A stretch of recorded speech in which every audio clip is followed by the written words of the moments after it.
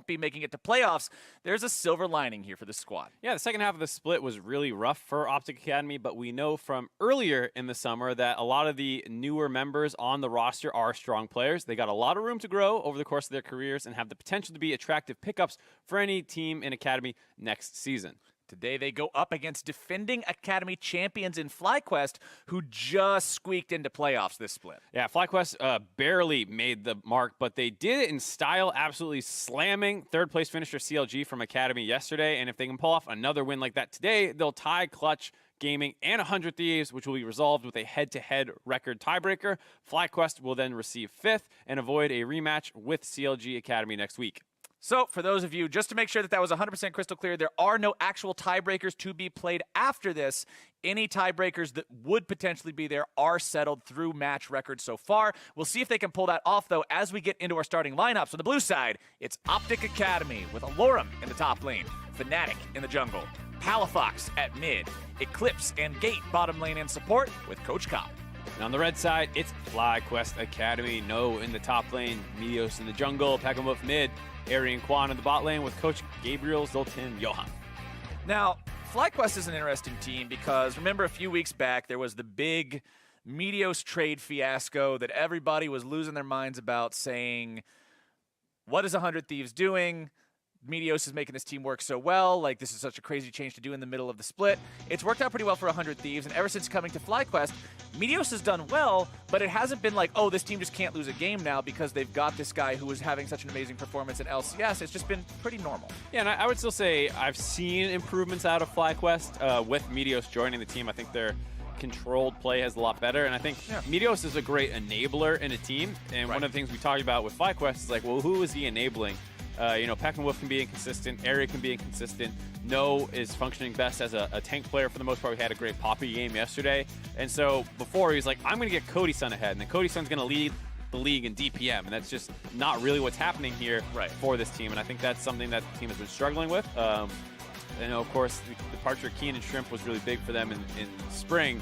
And the fact they still made playoffs speaks to the fact that the other Academy players from that spring roster were not just along there for the ride. They're a playoff team on their own, but it doesn't seem to be no longer the #1 team in Academy. Well, having Meteos around for that veteran experience and being able to enable anyone else who might be able to step up is definitely a good ace to have up your sleeve as we move towards playoffs. We'll take a look at the bans now. OpTic Academy, they've got Varus, they've got Rakan, they've got Galio banned out. FlyQuest Academy go for the 2 regular ones on the red side with the Aatrox and the Nocturne. Will they kill Mark's hopes and dreams and remove Akali? Don't you ban it. Or will they leave it open? Nope! They make everybody's hopes and dreams better and bench the Kinch. And OpTic will insta-lock it. Here we go. I'm curious to see where that goes because Palafox is traditionally more of a control mage player. He does branch out a little bit, but seems to be at his best when he's on Galios and Victors and Orianas and stuff like that, or Nazirs when that was more meta. Curious to see if this goes to Alorum, who, while also being a good tank player, does also have that kind of pocket Wukong and assassins that he sometimes plays from the top lane. I was going to say, remember Alorum back before he actually became a serious competitive player for League of Legends was a Wukong one-trick. He played a lot of Wukong. I think he was like #1 Wukong in A or something like that. He was really, really, really, really, really good at Wukong. So maybe we'll get to see him reprise some of that stealth assassin type of role here today. I'm not quite sure. FlyQuest Academy going to go for a couple more standard picks in the Braum and the Ryze with their first rotation. OpTic answering that Braum with the Morgana. Yeah, it'll be interesting to see what they do because, once again, we see Pekamwolf in his second time in a row this week taking the Ryze into potentially the Akali mid lane. Worked out real well for him last time around, so maybe that will scare Palafox off it, and we'll see if it actually does end up going topside. For the rest, though, we've got some annoying champions coming in for OpTic in terms of keeping people alive like we saw in that previous game. It was game 2, I think it was, where there's so much counterplay available here with the Morgana Black Shield and the Kindred ultimate already coming in. It'll be tough for FlyQuest to find a quick kill in any of these fights. Unless, well, the Graves is locked in. I was going to say, unless you pick up the Gragas and blow people out of the Kindred ulti again, but that's not going to be the case this time around. It's Marksman Jungler versus Marksman Jungler. Yes. Had to make sure I had my finger guns pointing at the right champions. Very important. Yeah, the angle. Yeah. You gotta get the angles right, see? Yeah. We'll have to see what they choose to go with. Both teams actually potentially matching all their roles in the first half of the draft, which can sometimes lead to some strange bans in the second half where people are like, I want to play this and you want to play this. But what do I ban it? Do I ban myself? Thinking emoji. But we are going to see a pretty heavy AD carry focus so far. Caitlyn and Ashe, the two bans first coming out in this second part of that ban phase. And maybe we're going to go down the tier list a little bit here, Mark. We'll have to see. I mean, Varus is still up. Varus was banned the first. We got rid of him in the first part. I'm an idiot. We'll see what they can do. We all make mistakes. That doesn't mean we're idiots. It just means we're human. That's sweet of you, yeah. They get rid of the Swain, so still some bot lane focus here. We'll have to see what else. I mean, otherwise, you're looking at the Kai'Sa being up. Potentially a Jhin is some stuff that we've been seeing. Lucian's always an option. They have the Braum pick, so maybe that would make some sense for OpTic to ban out. We'll see what they do. Lucian's always a lot of fun to watch. It's always one of the flashiest champions with all the dashing and spell slinging put together. I don't know if we'll get to see him or not, though. Final ban. Kai'Sa. All right, so they will take out some of that crazy carry potential that we saw in one of our games earlier today. And with the Swain gone, that means that they do want to see some more standard stuff in the bot lane as opposed to that big early mage. Yeah, I'm not surprised to see that prioritized a little bit more against Ari, who doesn't come across too much like a Lucian player. I'm sure he can play it, but yeah, no surprise to see him going for something else potentially. This Jinx would be a little surprising. Have not really seen it too much, as he actually will go for the Lucian. All right, let's go. Stepping up to the plate. All we had to do was talk about the pick a little bit, and it's sort of they could feel the vibes from here. Well, with all the bans and the fact you have the Braum, it's like Lucian is the obvious choice. Just go for Lucian. Yeah, so everyone kind of agreeing on that pick. OpTic might be going for a mix-up, wanting to go aggro in the bot lane and take that kind of early game style. Go for the Quinn. I'll take that. All right. See, normally when somebody hovers Draven and switches to something else, I'm pretty much always going to be disappointed. But Quinn, I'm not disappointed. Yeah, I'll take that. That's aggro. Absolutely true. And she's a champion that uses Stormrazor extremely well. Oh, yeah. And with the buffs, all good. Highest win rate bot laner on the current patch. With Diamond and above. Yeah. Only Mordekaiser is right underneath her, actually. About half a percentage point. Yeah, Mordekaiser bot lane. Always shield, never die, Mordekaiser? Oh, Mordekaiser. That Mordekaiser. The Mordekaiser. That is a good way to put it. As Sion will be the final pick for the side of OpTic. Womp. And hey, that means that we'll see a Kali mid lane and Sion top, and it's not a Lorem on a Kali. Nope, not the case. And of course, No was not going to play Jace as much as he likes to hover it for Quan. You knew it was going to be a tank, and there we go. The Poppy up on the top side. Two, all things considered, pretty standard team comps with OpTic branching out a little bit more. Assassins in the mid lane aren't that crazy, but Akali is new. And marksmen in the bot lane aren't that crazy, but Quinn is a different kind of marksman. So while having a lot of the elements of a standard team comp, it is still a pretty flashy one. Once again, I'm going to be watching the Akali and seeing how well Palafox understands the champion. Oh, yeah. Earlier today, we saw Golden Glue demonstrate a pretty impressive knowledge of the mechanics and just how you should play the champion, not just in terms of, oh, here's what my ability does, this is how I time it, but this is where I need to position myself. This is how I need to orient myself towards the other players in the fight to make sure that I have the maximum effect. And I'd love to see that again here. Yeah, I think a lot of the stuff we were seeing out of him compared to Tuesday was good, where you saw Golden Glue willing to give up the E damage and jump to get the guaranteed gap closer on his target to land some of the Qs to slow and then get the passive proc off. And I didn't see Tuesday going for that at all. And, you know, sometimes people talk about the difference between going for a guaranteed setup that might not have as big of an upside for, you know, favoring that instead of the optimal punish if you're actually able to get it correct. Here we see, yet again, another new Akali skin. I was going to say that, too. What is the ramen? 3 for 3. That's got to be space ramen. Yeah, we really want to see the ramen on this one, but I don't think anybody other than Golden Glue is actually spamming the emotes. Or a producer could go look up the AMA about Akali, where I think that was the question. Did they actually answer if there's alien ramen? Not alien ramen, but there was a ramen question. I remember reading it, and I know that they talked about there being multiple ramens, but I don't remember if it was they made multiple ramens and chose one, or if each skin has a different one. I don't remember. I'm kind of just really hoping for some alien ramen now with like the... Would you like to hear that she has alien ramen but then not see it this game? Because that sounds pretty disappointing. Well, then I know that I can go play it in practice tool later and see the alien ramen, so I've got something to look You forward just to. YouTube all the ramens probably. There. No, I'm doing it myself. All right, that's there you go. That's a do-it-yourself kind of attitude. I like it. Yeah, that's why I said I'll do it myself. All right. Do you not like me repeating you? All right. Both sides are starting off on the red buffs. Give those over to the marksman junglers. Make sure they've got that extra auto attack power. As Meteos will pick this up for himself on the Graves. And Graves so far, we saw the first game with the Graves versus Trundle. Didn't have that great of a time. Second time around, better. This time around, he's not against Trundle, though. No, not against Trundle. And also, big difference from a lot of those games is there's no carries in the top lane. This is a tank versus tank matchup. What we were talking about a lot about before was how like jungler difference, and a lot of it was about influencing that. So once the Trundle got ahead by killing top lane like 2 or 3 times, there's a 3-0 Trundle suddenly. We see a skirmish over the Scuttle Crab. Meteos quickly redirects onto Fnatic. Meteos says, you don't want to fight Graves close and personal like this, as No comes in and brings down the hammer.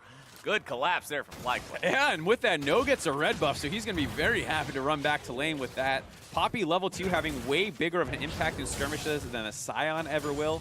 Able to find that kill right away. Does cost him his flash, the only summoner used in that exchange, but... And for first blood and a red buff? Definitely worth it. I'll give that away every day. But also remember, with that red buff in lane, that's going to proc every time he throws his shield. That will be obnoxious for Alorum to have to deal with.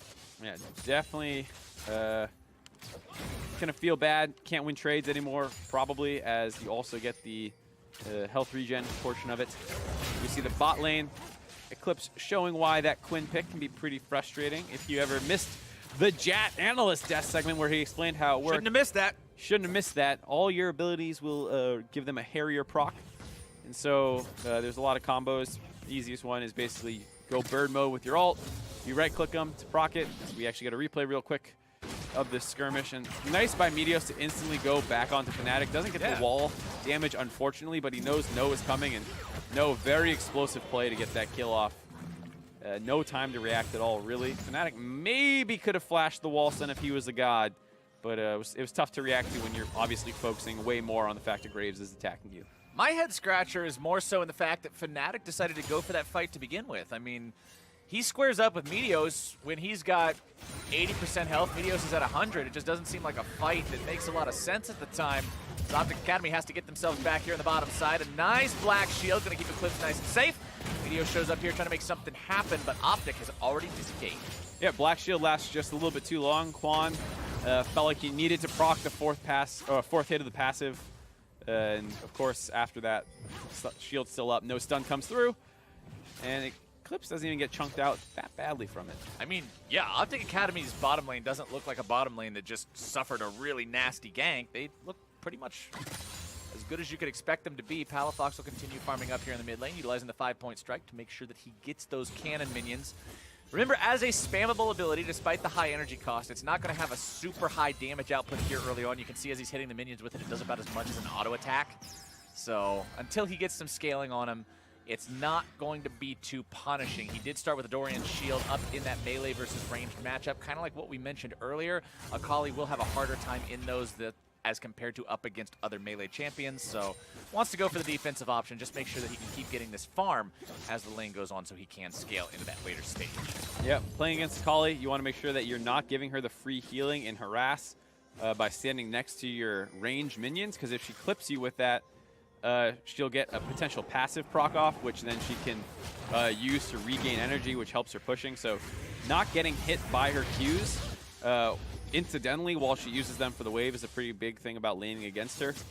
It's a lot harder in those melee matchups where everyone's kind of messing around in the wave, but Heckenwolf doing a good job making sure not to get hit by those. But Ayo, he's going in for the fight. Heckenwolf gets himself stunned up here, but he does take the ulti away, looking to get back underneath the turret, but the perfect execution comes through. I said I wanted to see mechanical knowledge of the champion, and there it is demonstrated. Good job, Palafox. Yeah, absolutely. The right play by Palafox. He hits him with the E because Heckenwolf is kind of limited in the amount of range he can use to dodge because he wants to take his ultimate. So there's a limited space for him to try and avoid it. Palafox lands the E, and then he does not take it right away. He waits for the Realm Warp to complete. And Akali's E has no max range on the reactivation that pulls you to your target.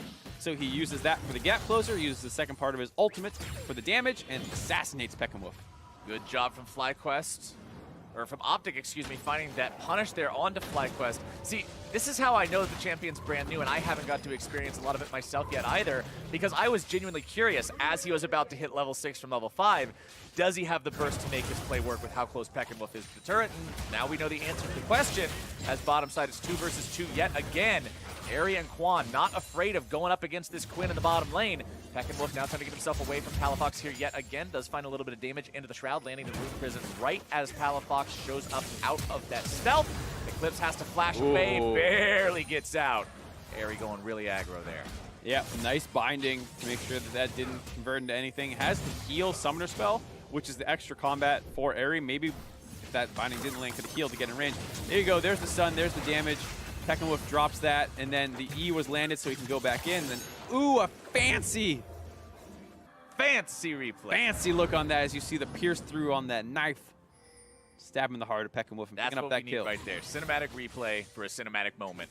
Palafox will go right back up to farming here in this mid lane, though. Still a 600 gold lead for FlyQuest Academy as Meteos is thinking about Fnatic and thinking about red buffs. Let's see how well those thoughts work out for him. Won't find the damage from the end of the line. Smite comes down from Fnatic onto the red buff to keep himself topped up on HP. Meteos saves his Smite long enough to secure the buff. As Palafox wants to move in and secure the kill, he finds it onto Meteos, and OpTic walks away. Interesting play by Meteos there, feeling like even with his flash up, there is no way to get to Palafox, which, knowing the stickiness of Akali might be true, so instead of flashing out, flashes back in to try and find a cleanup kill onto Fnatic, who was still not 6 because he got the buff for Meteos, or Gate, and just came up a little bit short as Palafox still followed him over the wall. So a bit of a surprising play initially, but might have been making the best of a bad situation. Yep, 2 kills onto Akali is right where you'd want to see that gold going for the side of OpTic Academy, though. They'll bring the gold back up to even, a little bit in their favor with that play, as you can see FlyQuest just saying, okay, keep Kindred off the marks if nothing else. They're continually prioritizing these crabs, keeping those away from Fnatic, as Meteos will pick up yet another one of those for himself. Pekkenwolf finding a little bit of damage here onto Palafox, taking down half his HP bar. Meteos hanging around in the wings, and you have to think that Pekkenwolf, or Palafox rather, recognizes something is funny here with Pekkenwolf trying to fight him like that with 10% mana remaining. Likely knows Meteos, or at least someone is hanging around here nearby. You can see a lot of vision in the northern part of the map for FlyQuest Academy, while there's practically nothing for OpTic. So whenever somebody's not on the map, you've got to be thinking, are they coming after me? Are they looking to punish the all-in if you're Palafox? Yeah, good decision to not try and take an extended trade there with more people nearby. And like you said, the FlyQuest focus on these is bounty marks is really good for them, because I'm pretty sure Fnatic is still at 0. Despite the fact he got 2 of the assists, I don't think he ever got his mark off on them. And that was evidenced by the fact that the Scuttle Crab mark spawned on, or the mark spawned on a Scuttle Crab, which happens when it has 1. It's guaranteed to spawn on one of those, and then they got taken away yet again by FlyQuest. So I'm not sure if Fnatic has his first mark, and Meteos continues to take that kind of jungle tempo advantage despite his death, securing the Infernal Drake for his team. Good Drake secure for the side of FlyQuest. Extra damage on this team will never be frowned upon. Top side, we haven't really checked up on these guys in a while. Ever since that first we don't need to. This is tank v tank. This is the wet noodle fight. The epitome of the wet noodle fight. Ooh, didn't even get the E to land. You had the camera on you for the first time. Even if it would have landed, it would have done 32 damage. I know, but I'm just saying the camera's finally on the top lane, and he missed the E. Feels bad, man. Feels bad, man. Bottom side, Meteos wants to make this one work out. Let's see if they can do it. Eclipse going to be taking low gate here as well. Glacial Fissure comes out, putting a lot of damage down. They grab the kill onto the enemy 80 carry. His flash was not available there in that fight. Meteos coming around from the top now. Fnatic trying to turn that aggro back around on him. The binding comes out, and Fnatic, with the help of that CC, will grab the kill, make this one a 1-for-1. Nice trade back by Gate, getting that flash binding down, but the bot lane of OpTic, despite picking the Quinn, still losing the matchup that they counter-picked into. Ari getting the most out of these trades, and surprisingly hasn't even used heal yet this game, despite having the combat summoner advantage. Has not been forced into using it.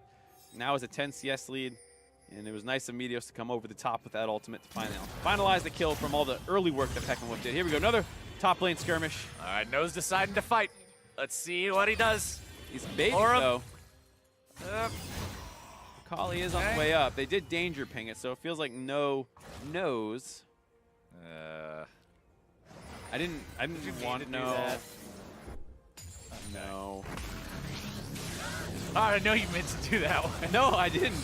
After in the middle of it, I realized I was about to do it. Anyways, here's the replay. So much damage already done by Aerie that Meteos can get that free, easy kill over the top. But there's no vision to know that Aerie or Fnatic was coming in to collapse, and then with a challenging smite up, able to find that very easily. Nice binding by Gate to make sure there's no way Meteos was getting out. But the bot lane still under a lot of trouble here for the side of OpTic. Eclipse is standing on a ward that he's not aware of. He wanted to hang back in this lane and just try to sit in EXP range without his opponents noticing him there, but unfortunately for him, the ward was placed down preemptively, so they were aware.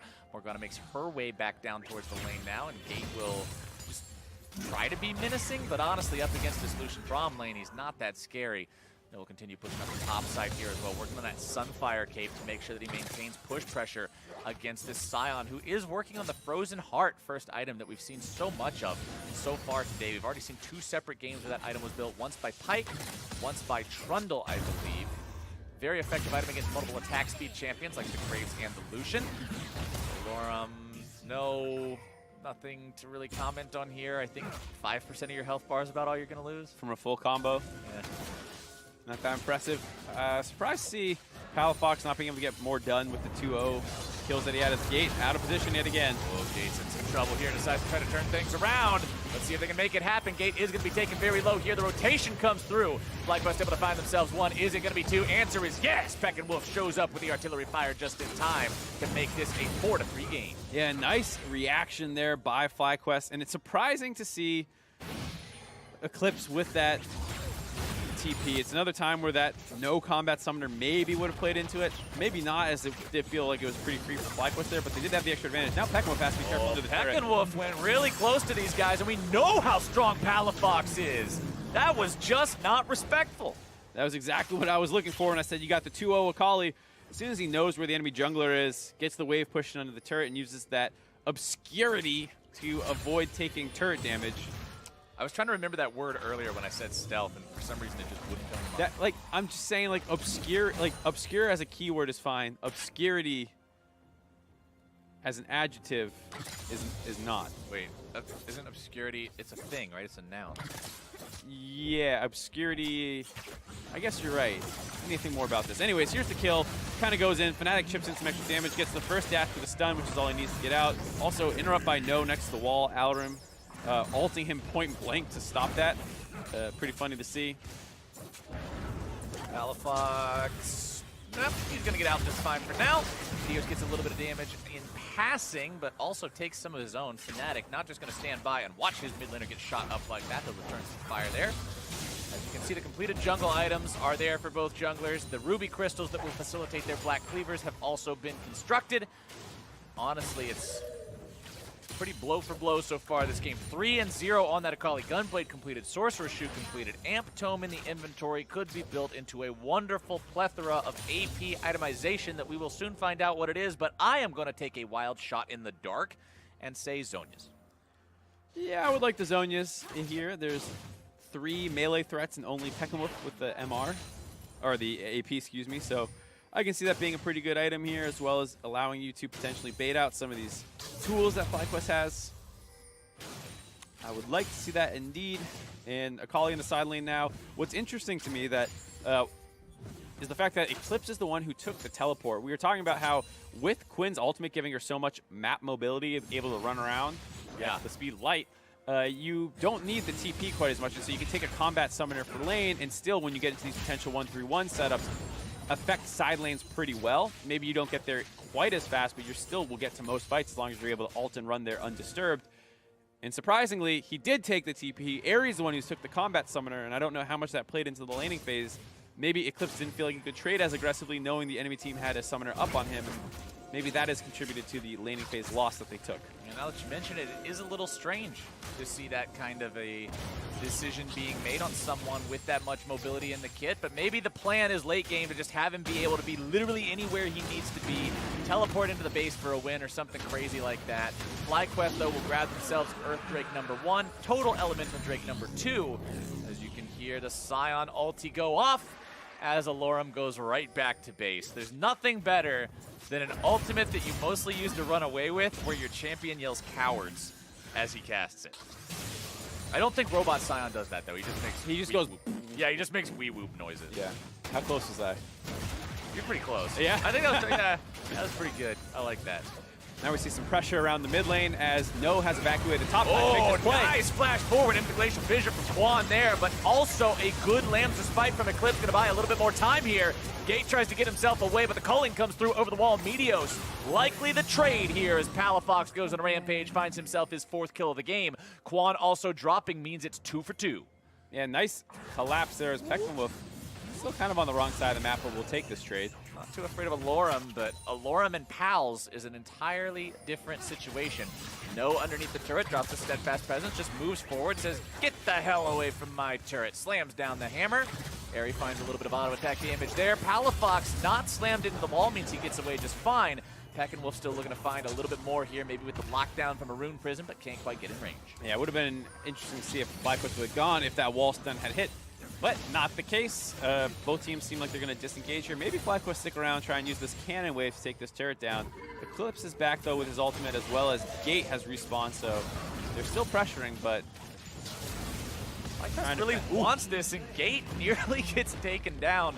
25% HP left means he's going to hobble away from that one, and yeah, even though Eclipse is there, he's just not scary right now, Mark. Yeah, so taking a look at this play, No had evacuated the top side to try and make this, but the Akali has a TP to match this, and with the Lamb's Respite as well, able to keep multiple members alive, it buys enough time for this Akali ultimate to basically complete.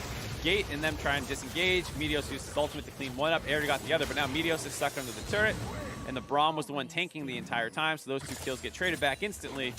Palafox up to 4-0 now, actually going for the Grievous Wounds.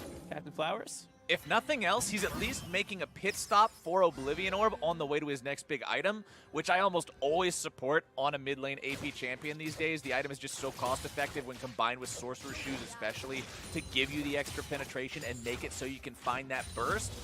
I mean, with this much flat penetration as well as just the sheer power of the Hextech Gunblade with that active, if Ares in the wrong spot and not protected, or Peckenwolf even, what are they going to do about this? That 5-point strike just took out the entirety of the Seraph's Embrace. Yeah, that was a trade of an ultimate for a Seraph's, but you see Palafox is not afraid to go and test the limits of his champion. I like your point a lot about the double pen boot, or the double pen items, and not necessarily need to complete it. I hope he doesn't, because there's not really that much healing on the side of FlyQuest Academy, and I'm sure you can use that extra 2K-ish gold that it is to finish the item. As long as you don't spend it on a Void Staff. Yeah. Not yet. Maybe, Not yet. Maybe later. Maybe later. Yeah, this is one where the enemy team does have 2 tanky members, and maybe Graves gets a Hex Drinker and stuff like that. But for now, yeah, do not need that. FlyQuest will grab themselves the Rift Herald. 2,500 gold up. With that in inventory means that that lead could climb even higher. They've already taken down 2 turrets on the side of OpTic Academy. Can they find the rest? That top lane tier 1 still standing pretty tall. We'll see if they decide to commit the Rift Herald up there for that, or if they want to try to push into one of these tier 2s, make a deeper effort instead. Peckenwolf gets a little bit of damage down onto Palafox, who will find some healing with a 5-point strike.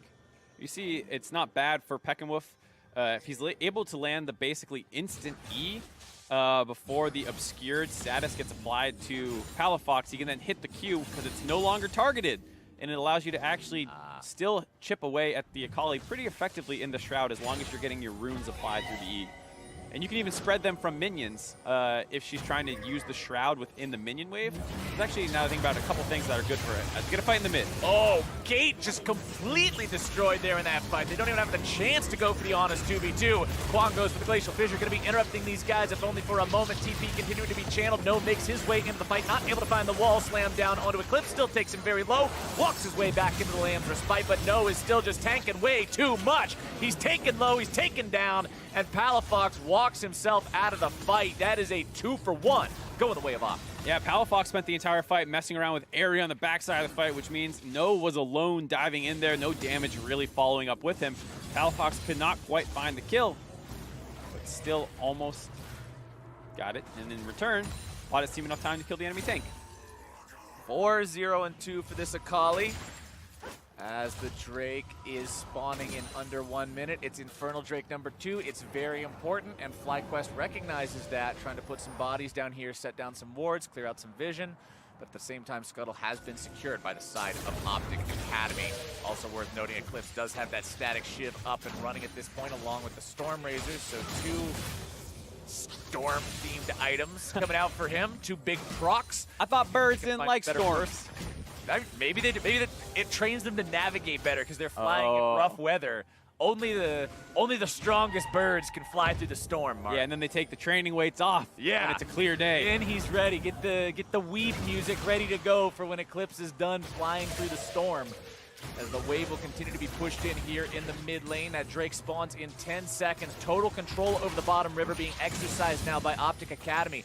3 control wards placed down throughout it. In the side brush for the mid lane, the pixel brush, and even the bottom brush towards that bottom lane. Fnatic will start up the Drake by himself, and it looks like FlyQuest will not respond to this one in time. Nope, too much pressure with all that wave clear in the mid lane. In fact, they're fake sieging the turret just by space. Now Eclipse is going to scoot his way back onto the mid lane, and there's not really going to be much for FlyQuest to answer back with. Loram got a nice little bit of stun down there on those guys as they were trying to walk up to see if maybe there was anything to collapse on. But mid lane, that Rift Herald we were talking about earlier does get summoned, and they will go for the option of using it to go for the deeper objective with the tier 2. Shelly does find her headbutt to finish that one off. They'll try to escort her up here to get at least a little bit more damage onto this tier 3. Here we go. Half the HP is already gone. Forget half. That thing is deleted. FlyQuest Academy makes one hell of a push and break into the enemy base. But now can they get out without the punish? Gate decides to flash forward, go for the binding. Can't quite find it. The accuracy's not there. No, the member that's separated from the rest of the team, but that's not the guy that you can really try to assassinate if you're Palafox. He doesn't get the procs on the auto attack from that passive yet. Alorum goes far ahead of the rest of the team. Going to be chain CC, slammed up into the wall, and beat down. FlyQuest will take the free kill on that one. Yeah, FlyQuest showing that they know a thing or two, just like their main roster, on when to push and how to play with tempo in this game. They lost the Elemental Drake, and OpTic was very slow about wrapping around back to the mid lane. And Palafox instead chose to try and split push down the bot side, but they had the Rift Herald advantage to make it so it was not even close of a push, as well as the double marksman being able to hit away on that turret. With a Mountain Drake as well, made it so that they were actually able to grab the inhibitor turret off of that push, and OpTic really get punished. They felt like they got flustered a little bit and decided to pull the trigger on a situation where, for the most part, FlyQuest had already disengaged, and no surprise, Alorum ends up in the middle of the enemy team alone. Yeah, that was really well done by FlyQuest, just honestly, knowing they could go for the inhibitor turret there, and then staying cool enough to just say, okay, kill Alorum, now leave. They didn't get greedy afterwards either, which is what I like. Sometimes you get a total fiesta where one guy overcommits, then a guy from the other side overcommits, and it's a game of Red Rover where you're daring the other guy over, and everybody just takes the dare. But this time around, FlyQuest was able to make sure that they came out on top. This team now finds themselves 4,500 gold up. No continues pressuring the bottom side, but Eclipse makes his way down here. We'll see how well this Poppy can escape. Steadfast Presence does a good job there interrupting the Quinn E. No, acts like he's going to go over the wall, but instead decides, nah, I don't even need to. Just walks away. Nice play there by No, making sure he doesn't get the knockback onto himself. Maybe Eclipse could have waited out, because I think No had actually done it first. Going yet again here. This time gets this knock up on it, but No's going to try and turn this around maybe. His team is kind of close to collapsing. He's got backup coming towards him, but so does OpTic Academy. Palafox will be taken down to about half HP, but No's the one who's finished off. FlyQuest Academy now might lose multiple people. It's Fnatic who's in some trouble, looking to put these last couple of shots into Airy, and he does find him. This is pretty big here for OpTic, Mark. Quan now trying to get away from the rest of the Morgana ulti, make sure he's not rooted up by that. Wolf looking for a little bit of damage down onto him. 2 for 0 so far for the side of OpTic. Nice punish. Yeah, it's good to see OpTic finally using their comp to code what it's able to do, splitting up and then having Eclipse kind of run between the lanes and try and find not only farm, but kills if people are out of position. No got a little greedy after he got out the first time, didn't commit to staying out, as his team had kind of was collapsing initially. They saw he got out, and then they started turning around to leave him, and he put himself back in a position to get re-engaged on by Eclipse, who opened that one off, and then they tried to cut off Palafox in the escape. Palafox intelligently changed his target. FlyQuest getting himself away from the stun from the ultimate, but now he's going to be in trouble from the follow-up. Damage coming through, gets himself back underneath that tier 1 turret. Meteos off to the side, going to be trying to kite himself away from this Akali. Flashes over the wall, staying alive for now. She's still back into the shroud. The slam comes down from the Scion to zone everybody else away, but Lamb's Respite going to be keeping everybody alive for now. Fnatic jumping himself away, almost taken down, but close only counts, and horseshoes and hand grenades, Mark, as No can't chase him down, and Fnatic will heal up off of the Chicken King. Just barely getting out there with their lives. A good usage of the Lamb's Respite by Fnatic. And a very close skirmish results in no kills.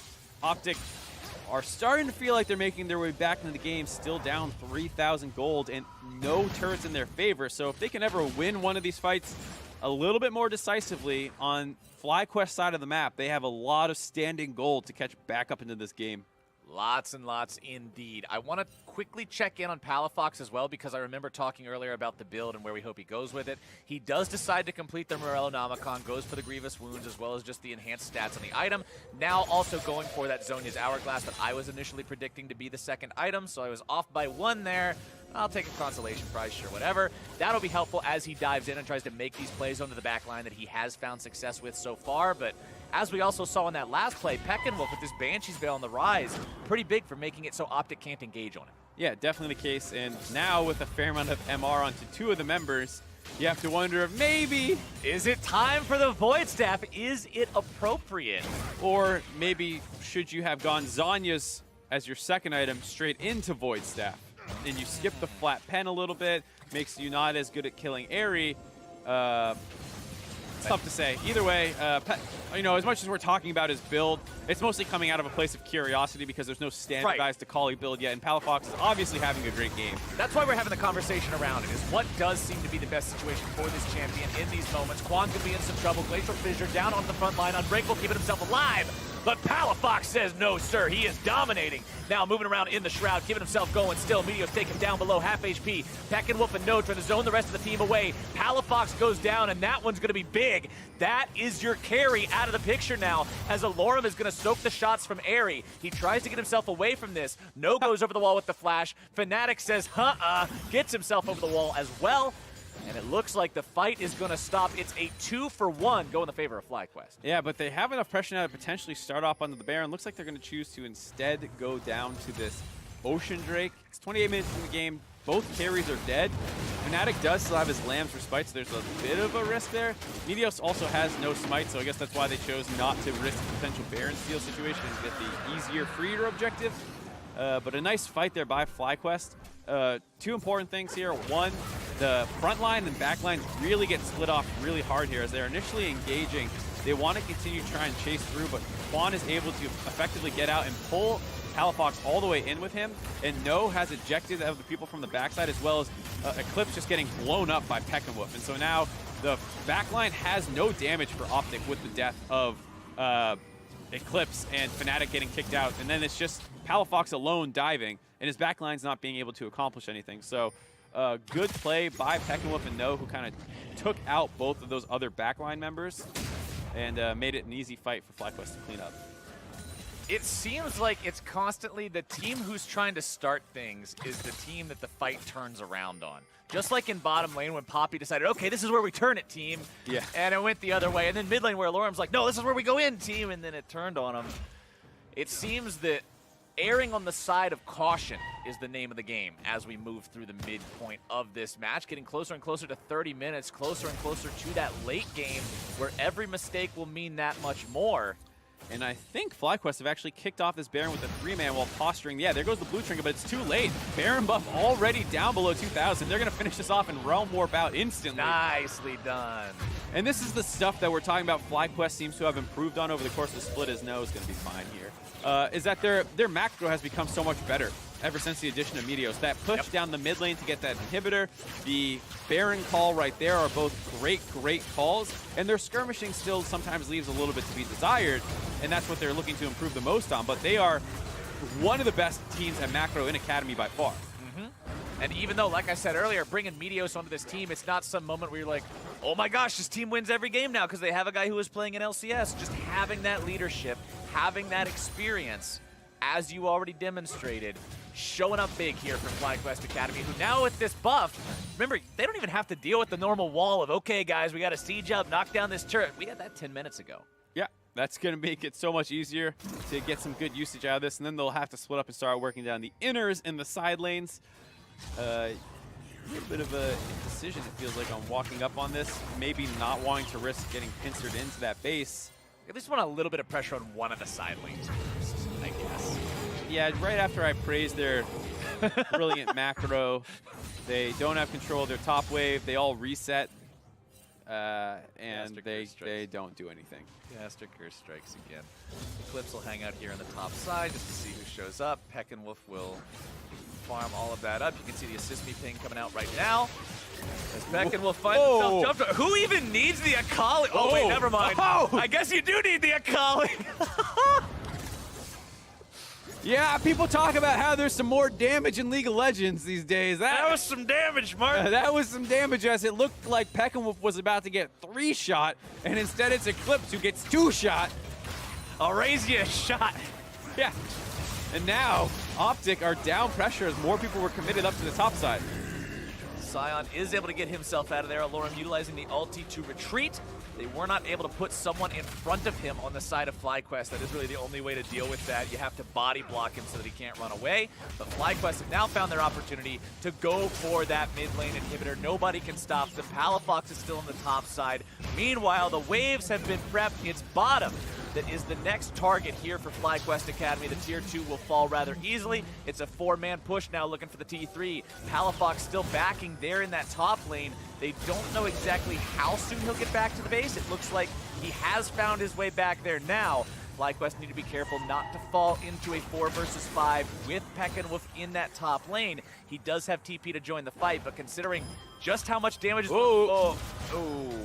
You hate to see it. Question mark pings from both teams on top of that Zhonya's Hourglass as now the Sion ulti comes in, not going to find his way onto anybody to start things off. Nice disengage coming in from No, knocking him out of the front line so he can't continue to make things ready. Eclipse wants to come in from behind, looking to find the damage onto Meteos here. Now going to be taken very low himself, having to flash away. Shut down over onto Peckinwolf, comes in for Fnatic, but it is going to be traded away as Airy picks up the kill onto Eclipse. Fnatic now trying to retreat along with his top laner and mid laner. The bottom lane for OpTic have both been dispatched. Peckinwolf down on the side of FlyQuest means it's 1 for 2. They're still going to continue to push here. The front line is healthy. Airy has full HP. Fnatic has no ultimate. He does have the ultimate, excuse me. It's ready to go if they can possibly find the opportunity to make that happen. No, now in retreat with the rest of FlyQuest. No Warmogs on this Poppy. All that damage is going to stick, and they decide to head home. Inhibitor turret in their pocket. Yeah, Baron buff had run out, so they call the push off. Here you see them decide to go, and this is a nice flank by the Quinn to start things off. Palafox is going in and buying time, trying to keep them interested, while Eclipse wraps around the backside. No Zhonya's here is a big problem, as obviously Gate's just going to get popped for that, and Eclipse not sure what is happening around him and stops kiting and starts channeling his ultimate. That's the big problem for this fight for them, because otherwise it would have been a 1-for-1 trade thus far, and you can wrap back around to meet up with Fnatic, and then they can go try and fight front to back a little bit more. Maybe Palafox can find a re-engage. As soon as you lose Eclipse, that hope's over. They lose their inhibitor turret, but like I said, no Baron buff. FlyQuest wants to call it off and not risk getting respawned on. Two big problems by OpTic there. The Zhonya's being blown by Gate, and Eclipse's decision to try and remount as Quinn, costing them. Bottom lane's going to need to make things a little bit cleaner if they want to find a win here in this game on the side of OpTic Academy. 1-6-4, 0-4-8, a combined 10 deaths between them. Only 3 deaths on the other 3 players put together. It's really obvious where FlyQuest are targeting, because they know that this is the vulnerable spot on this team in the game. Yeah, and it's really sad because Morgana Quinn should be a pretty strong lane. Morgana has the pushing priority and can set up picks with bindings and things like that. Yes, Braum is a strong laner, but he's usually more of a defensive one. And while Lucian can be very dominant, you think that Quinn, being the highest win rate champion in solo queue at least, should have a good laning matchup into him with the ability to blind, but they were the ones getting basically killed in the 2v2 multiple times over. And, you know, they took that matchup. They saw the Quinn, or they saw the Lucian, excuse me, and took the Quinn into it. And, yeah, definitely a disappointing game out of them. before we hopped onto the Rift for this game, you talked about how even though this is the final game of the split for OpTic, it's still a chance for the players who all show promise individually to show just how much they're worth, because other teams may be looking to scout them for their own academy squads in the upcoming split. And even though it's been a rough game for Eclipse and Gate, Palafox and Fnatic specifically, 5-1 and 5 on the Kindred, 6-1 and 3 on the Akali. These guys are having very strong showings. Yeah, and they're two of the younger guys. Both of them, this is their first split of Academy, or first season at least. Palafox was found in Scouting Grounds and has come up and displayed himself to be one of the better mid laners in the Academy scene. And then Fnatic was one of the youngest junglers there at Scouting Grounds. And this is his first split now on the team. And having, like you said, a great game this time around. Just the team needs to stabilize a little bit more. They're down 8K, but with how big the gold leads are getting, and both teams having decent late game scaling, it's hard to say. Akali's a bit of an unknown in terms of how good her late game is. Having played it, your cooldowns get super low. You actually are fine with energy regen. You can kind of pop off, but it feels hard versus the big front line in lockdown for FlyQuest. Fnatic going on to that front line now. He's got the black shield, which means he's not afraid of those concussive blows being procced and getting himself CC'd. FlyQuest want to retreat from this one. Alorum tries to block off that ramp, and it does end up separating FlyQuest Academy, who now find their mid laner and their support alone. Peckinwolf wanting to get himself away from this one. Palafox having to go into the stasis, keeping himself alive. It's 1-for-0 going the way of OpTic Academy. Peckinwolf going to take Fnatic low. He does have to pop the Lamb's Respite to keep himself in there. Oh. Meteos tries to go over the wall, but the Blast Cone's going to stop it. In comes Peckinwolf, wanting to make this at least a trade. Gate is going to be taken down here. No grabbing the kill credit on that one. It's support for support, 1-for-1 here, as Eclipse will be pushing down the mid lane onto the tier 2 as this Quinn. What is the call from FlyQuest? This is a team whose LCS roster is known for making these decisive calls in these types of moments. Can the Academy squad do the same? It looks like they can. The call is for Baron. Yeah, gonna melt this Baron buff down. Quinn did push the mid lane turret, but is instead collapsing now to try and find them around this buff. Might be able to do it. They want to go in. It's ultimately secured by Peckinwolf of all people. The Rise making sure that objective goes where they needed it to go. Meteos will be taken low here. Palafox wants to find the kill onto him, but he's knocked away. No, make sure there's no cleanup. Nice play by No to protect Meteos. Would have been able to trade most likely on the Palafox, but Palafox is just looking for a way to clean up some of these Baron buffs. Not actually able to do it. A very aggressive call by Palafox that finds him the first kill, but maybe a bit of an overcommitment after that. He goes really hard to go for the flash stun, but it only breaks the Banshee's Veil, so they're only able to answer back right away. Has to pop the Zhonya's and use his second ult to get out, but they find that kill. Here, Fnatic can just run away and hop up to the top side, but actually tries to engage on the Peckinwolf, but he doesn't have enough damage to actually kill a very tanky Rise. And so while we're joking about Gate's deaths, here he's going to give his life up to allow Fnatic to get out and slow Peckinwolf down, so Fnatic is able to live. But that all came off the back of a mistake by the jungler there, trying to 1v1 the Rise after Palafox is effectively dead. He's used all his cooldowns and is at 200 HP. Even though you did kill the enemy Braum, your mid laner is dead for, as far as you know, the next 20 seconds. Yeah, when he loses all priority, all control, all agency in the fight, his screen might as well be black and white. Yeah, there's no way he goes back. He's got a shorter respawn timer is basically the way to think about it. He'll be back in 15, 20 seconds, and we saw him try and come back into that Baron buff, but at that point it's a little too late, and now FlyQuest with their second one of the game, grab the mid inhibitor again. They've got that up and running on 4 people, one of those critically being this Poppy, who will provide the split pressure, making sure 2 different minion waves are enchanted. Wins on the flank. Peckinwolf's in some trouble. If they take him down instantly, this is going to be really good for OpTic Academy. They got the Rise out of the picture. What else can they find? Quan's going to be the target now here on the front line. Alorum going to be taken down rather low. They're looking to find the burst onto him.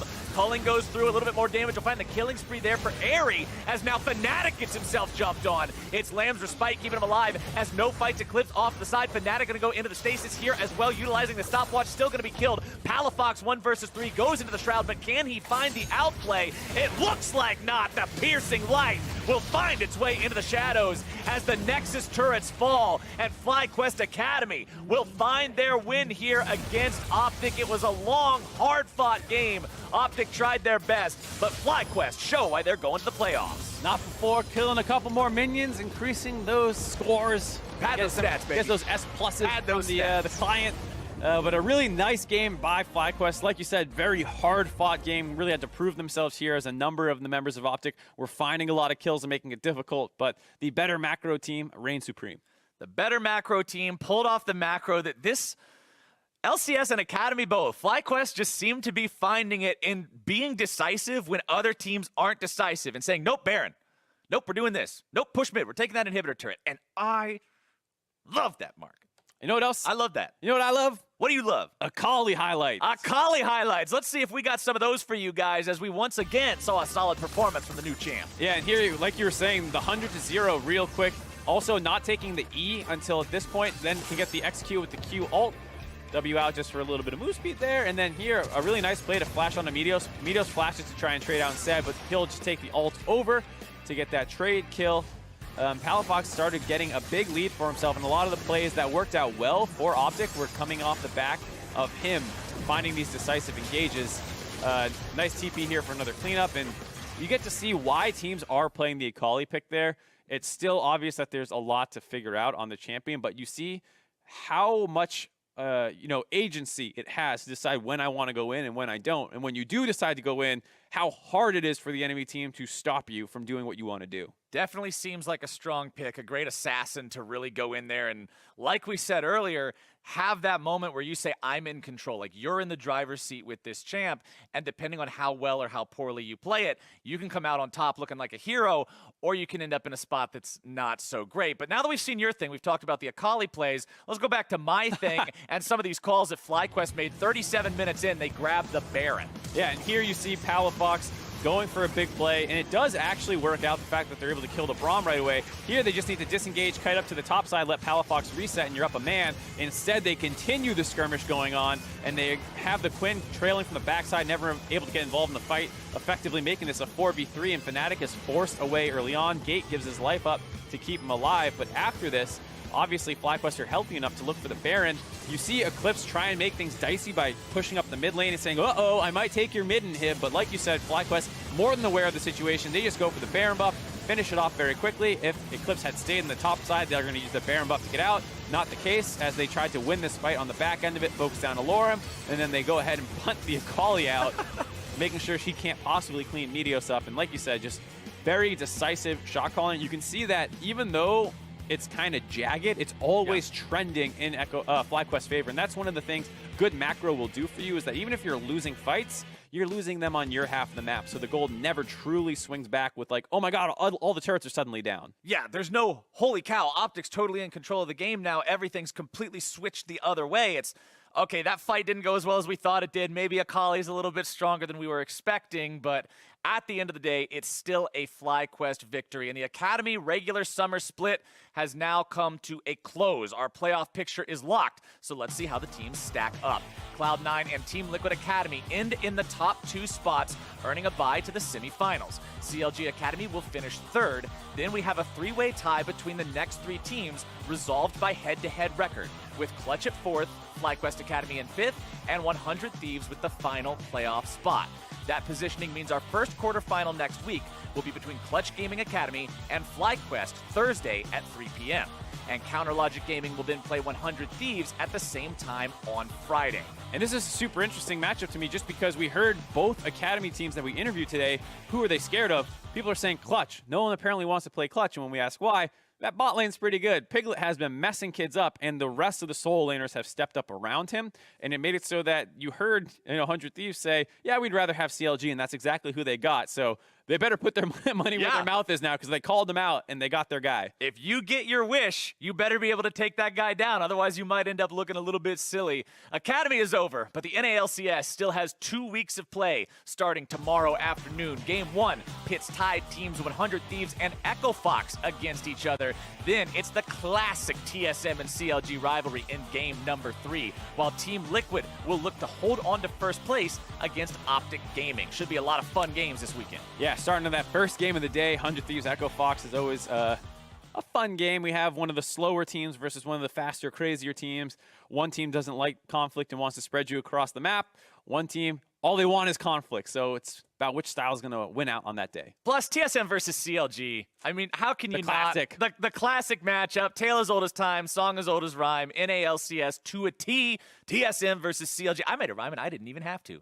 That's how easy that is. It writes the stories all on its own, ladies and gentlemen. But if you can't wait until tomorrow for more league action and stories, coming up right now is a rebroadcast of this morning's EULCS matches ahead of their live Day 2 broadcast, starting at 7:30 a.m. Pacific, 4:30 p.m. Central European Time. Now, for myself, for Mark, and the entire Academy crew, thank you so much for watching, and we'll see you next Thursday for the first round of the Academy quarterfinals.